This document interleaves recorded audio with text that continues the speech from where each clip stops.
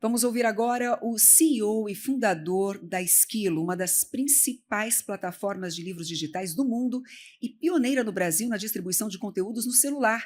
Vamos receber Rodrigo Meinberg.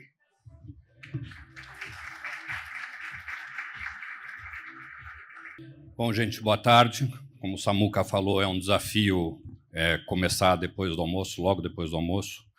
Mas eu queria dividir com vocês aqui um caso de educação, que é um dos temas que a gente discutiu para poder apresentar aqui, onde nós nascemos dentro de uma operação pensada estritamente para serviço de valor adicionado de operadora, e, efetivamente, hoje as operadoras e o Esquilo estão contribuindo para mudar a educação. A gente tem dividido uma série de dados com a Anatel, com o Ministério das Comunicações, o Ministério da Cultura e o Ministério da Educação, da Cultura e Telecomunicações, e os números hoje que o Esquilo consegue entregar, graças ao modelo que foi desenvolvido e que, por regulamentação, se permite executar, a gente consegue levar um nível de acesso a livros que nunca aconteceu nesse país.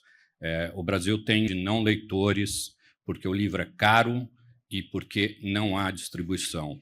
Hoje, isso já não pode mais ser utilizado como argumento, uma vez que mais ou menos 75% das linhas, seja de móvel ou de fixa no Brasil, tem o benefício de um livro por mês, que é de posse definitiva para esse assinante. E não é qualquer livro, nós estamos falando dos best-sellers do mercado, aqueles livros que você consegue comprar na Amazon, na antiga Saraiva, e que, efetivamente, as pessoas consomem e debatem sobre isso.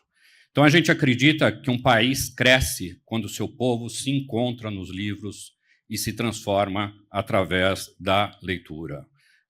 Para vocês terem uma ideia, no final de todo ano, a Câmara Brasileira do Livro realiza uma pesquisa sobre os retratos da leitura no país. O país teve, em 2023, somente 16% da população acima de 18 anos comprando livro, e elas compraram quase, na sua totalidade, um único exemplar. Dessa base, 74% tem intenção de comprar mais um livro nos próximos 3 meses. A gente sabe que essa intenção está longe de se concretizar em alguma realidade. Basicamente, esse público consumidor são de mulheres da classe C e D, predominantemente no Sudeste e no Nordeste, tem como suas principais atividades de entretenimento e de lazer redes sociais e o streaming, e a principal razão de comprar livro é para o desenvolvimento pessoal. Eu venho da indústria editorial, a gente desenvolveu o mercado de livros dentro dos jornais, onde eles vendiam aqueles fascículos a cada domingo, e também o mercado dentro da Avon, onde ela tinha um serviço de valor adicionado, que era, através do catálogo delas, oferecer uma série de outros itens. A Avon se tornou o maior vendedor de livros desse país, pouca gente sabe. Nós temos coleções que venderam 30 milhões de exemplares e esses dados nunca transitaram por nenhum órgão oficial. E por que isso foi possível? A gente conseguiu usar a distribuição da Avon, que naquela época tinha 1.800.000 revendedoras, um preço muito baixo de livro e conteúdo altamente demandado pela dona de casa, que estava preocupada no desenvolvimento da família dela, em oferecer algo que ela não teve oportunidade de ter quando era jovem. Dessa base de pessoas que compram livros, somente 15% compram livros digitais. Ou seja, a digitalização na indústria editorial efetivamente ainda não aconteceu. Hoje, a indústria ainda vê o livro digital como um concorrente e, ao mesmo tempo, utiliza a digitalização para vender o livro físico. Então, mais ou menos 94% do que se fatura no setor editorial é de livro físico. Isso em faturamento absoluto, considerando, inclusive, o que o governo compra. Então, existe uma oportunidade muito grande da digitalização transformar a indústria editorial. Dos leitores digitais, 50% já têm o hábito de ler no celular. Isso também, para a gente, é uma surpresa muito grande, porque imaginar que alguém vai pegar um livro de 200 e 300 páginas e ler no celular, realmente tem que estar com muita vontade de consumir. Só que tem o lado bom dessa história, que é o audiobook, que também é um livro. O próprio Supremo já estabeleceu que o audiobook se equipara a um livro, tem tudo a ver com o smartphone. E, pelas pesquisas do setor editorial que acontecem dos principais painéis mundiais, o audiobook cresce 25% o consumo ano contra ano. O livro físico anda de lado há mais de 15 anos e o livro digital, que seria o e-book, cresce 1 a 2% ano contra ano. Então, existe uma oportunidade de o audiobook vir a crescer de uma forma bem significativa e isso mudar a nossa área de conhecimento. E dessas pessoas que compram livro, 63% adquirem em promoções. Então, preço é algo extremamente sensível. A gente está acompanhando aí no Congresso uma discussão sobre o preço fixo do livro, e esse é um ponto super delicado, uma vez que preço de lançamento de livros é extremamente sensível e só consegue alavancar a venda para valer na terceira, na quarta, na quinta semana de um lançamento, quando se começa a fazer as grandes promoções. Das pessoas que não compraram os livros, 60%, ou seja, a sua grande maioria, justifica que é em função, sabem que é importante, mas que não compram porque tem preço alto, porque tem ausência de loja e porque tem falta de tempo para consumir esse tipo de conteúdo. E aí a gente olha para a nossa realidade, onde São José dos Campos, que é uma cidade super desenvolvida, acho que deve ter hoje 400, 500 mil habitantes, tem 3 livrarias. E dessas 3, todas elas dentro de um shopping. Como é que nós vamos atingir uma população de massa, oferecendo acesso à educação dos melhores livros, sendo que a gente restringe muito a divulgação e a distribuição. O tempo, a pessoa hoje acaba se dedicando muito mais às redes sociais do que efetivamente para ficar lendo um livro. Só que o audiobook resolve isso, porque ela pode estar na esteira, pode estar dirigindo e pode estar no transporte público consumindo o livro. E a ausência de loja, as operadoras também conseguem resolver, uma vez que, pela distribuição que vocês têm, a gente chega em 100% da população. O hábito de leitura no Brasil ele é um dos mais baixos dos países em desenvolvimento. Eu trouxe aqui alguns dados. Nos Estados Unidos, em média, o tempo de leitura de horas por semana é de 8 horas e o gasto per capita por habitante de $100. Quando a gente vai para a Argentina, nós estamos falando num tempo médio de leitura de 5,2 horas por semana e um gasto de $30. O Brasil consegue estar atrás da Argentina nisso. 5 horas de leitura médias semanais e $20 de consumo por livro. E aí, o hábito de leitura está diretamente ligado ao IDH. Países em desenvolvimento têm altíssimo índice de leitura, têm um tratamento para a indústria editorial no mesmo nível que a indústria de vídeo e de áudio, tem uma série de bibliotecas super bem estruturadas e, automaticamente, isso acaba representando uma taxa de alfabetização mais alta. O Brasil e alguns países em subdesenvolvimento, eles tratam a indústria editorial como a indústria do cachorro vira-lata. A gente tem o Museu da Música, a gente tem uma série de aplicativos de vídeo, todos eles internacionais, e pouco se fala sobre a indústria do livro. Só que a indústria do livro é aquela que efetivamente desenvolve o raciocínio. As outras são entretenimento básico, e a gente está falando muitas dessas outras soluções de conhecimento ou de cultura de outros países e não do Brasil. Na sexta-feira, a Globo fez um Globo Repórter especialmente sobre Machado de Assis. Quando se imaginou que a Globo ia fazer um Globo Repórter efetivamente sobre leitura e sobre literatura. Na Noruega, por exemplo, você tem ali uma área dos principais museus, onde são 3 grandes prédios, um ligado à área de vídeo, outro da música e outro da literatura.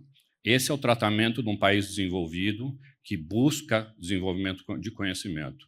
Aqui, raramente, a gente consegue ter uma biblioteca pública com alguma condição de receber uma pesquisa ou que seja realmente um trabalho de entretenimento da pessoa se deslocar num domingo com a família para consumir leitura ou pelo menos para debater sobre os assuntos ligados ao conhecimento. Mas, ao mesmo tempo, tem alguns dados interessantes. Esse ano aconteceu a Bienal do Livro de São Paulo e houve um recorde de presença. 722 mil pessoas participaram da Bienal. O ano passado teve a do Rio de Janeiro e já tinha sido um recorde de 600 mil pessoas. E 2025 a gente tem novamente uma grande oportunidade, uma vez que a Unesco escolheu o Rio de Janeiro como capital mundial do livro e haverá uma Bienal do Livro lá.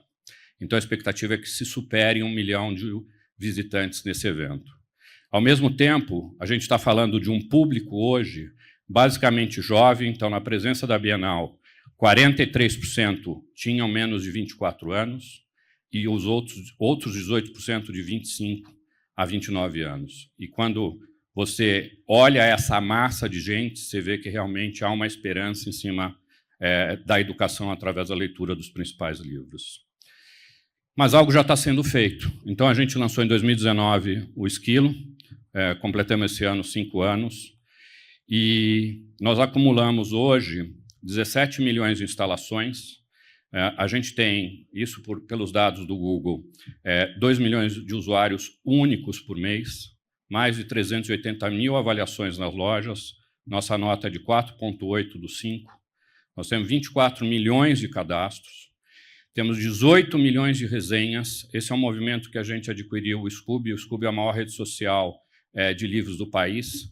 A gente adquiriu isso agora em agosto, da Americanas, e ela traz esses 18 milhões de resenhas para dentro do Esquilo, traz mais 115 milhões de avaliações de livros. Isso tudo foi feito pelo leitor, com total iniciativa própria de escrever sobre o que ele efetivamente gosta de compartilhar, traz mais de 2 milhões de livros cadastrados e 40 mil autores.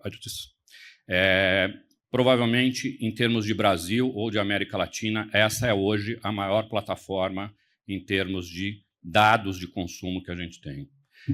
Câmara Brasileira do Livro e o SNEL fazem uma pesquisa também anual. A gente já ocupa o 2º lugar, reconhecido nessa pesquisa como plataforma de leitura de livros. Kindle tem 37% do mercado, a gente tem já 29%. E, de novo, a gente nasceu dentro de operadora e a gente desenvolveu um produto hoje que tem consumo, inclusive fora da operadora. Se a nossa rede, se o nosso servidor cair, a gente tem muita reclamação, então as pessoas efetivamente consomem. E esse é também um outro dado que derruba a questão de que o brasileiro não lê. A gente, nesse ano, acumulou 222 milhões de minutos dentro do Esquilo. E esses 222 milhões foram 69 milhões das pessoas escutando o audiobook e 155 milhões das pessoas lendo. Essa é a Bienal, a gente patrocinou desse ano, então, um pouquinho do volume de gente que nos visitou, e a gente acredita que dá sim para transformar a sociedade através dos livros. Um pouquinho do movimento que a gente teve lá. Não sei se vai rodar o filme aqui. Acho que Bienal do Livro é sobre movimentação e é sobre união dos leitores. Falamos sobre muita coisa, sobre literatura, e muito bom ver a Esquilo participando, promovendo esses debates, promovendo a literatura aqui na Bienal de São Paulo. Isso vai muito de encontro com o que o Esquilo propõe, de oferecer esse encaminhamento das pessoas e esse acolhimento através da leitura. A gente falou sobre coragem, sobre maturidade, e é muito bacana, porque o stand é a coisa mais instagramável e deliciosa do mundo. Eu acho que é um momento muito gratificante para o autor, né? Encontrar com os leitores, receber esse carinho todo. Eu estou muito feliz de estar aqui, porque eu sempre venho na Bienal passear, mas essa é a minha primeira Bienal como autora publicada, e toda vez que eu falo isso, eu tenho um sorriso gigante no meu rosto. Enfim, só espero que as histórias fiquem na cabeça de vocês.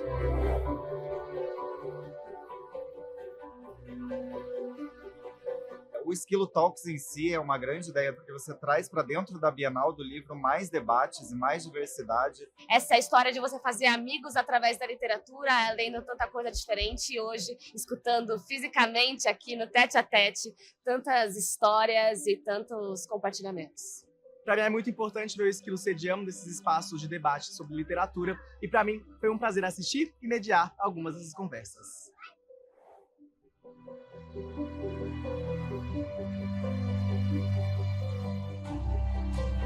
Hoje o Scooby faz parte do ecossistema do Esquilo e promover essa troca de livros aqui foi muito importante, não só por trazer a comunidade de leitores presentes ao stand, mas também para promover a sustentabilidade.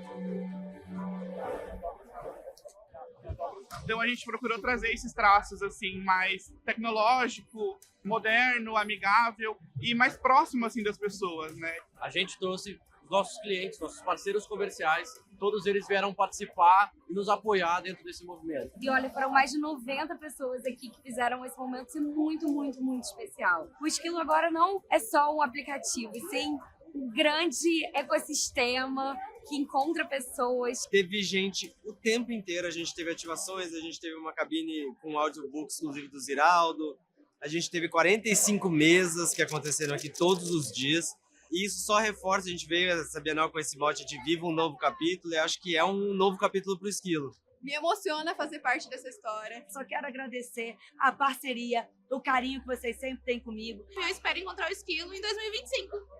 Eu acho que é isso. Acho que primeiros capítulos são novas portas para todo mundo.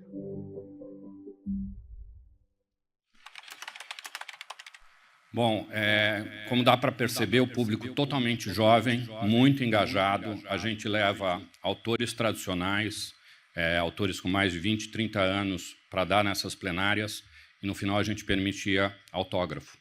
Um autor tradicional ficava, em média, 20 a 30 minutos de fila. Um autor desses booktokers, 4 horas de fila. Ou seja, a pessoa tirava o dia para ir lá e ficar 4 horas na fila para pegar um autógrafo. Então, portanto, algo já começou a ser feito pelo Esquilo, pelas operadoras móveis e fixas e pelas bandas largas. Como eu comentei, basicamente 75% das linhas no Brasil têm benefício do Esquilo no seu plano. Mas a gente precisa ainda fazer muito mais. A gente precisa aumentar ainda o conhecimento dos assinantes, que eles possuem esse benefício valioso, e trabalhar cada vez mais o desenvolvimento do hábito da leitura. Então, nós não precisamos mais trabalhar o consumo do livro, que a compra, a distribuição, tudo isso já está resolvido por vocês. Agora, nós temos que trabalhar o hábito da leitura. É isso que nós temos que dedicar toda a energia daqui para frente. E, novamente, só vocês conseguem criar impacto em 100% da população e fazer realmente uma mudança significativa. E Telecom já é hoje o maior distribuidor da literatura do Brasil e passa a ter, mais uma vez, um papel transformador na educação, só que dessa vez distribuindo os melhores livros do país. Tá? Então é isso, gente. Eu queria agradecer a oportunidade e dividir aí um pouquinho a história do Esquilo com vocês. Obrigado.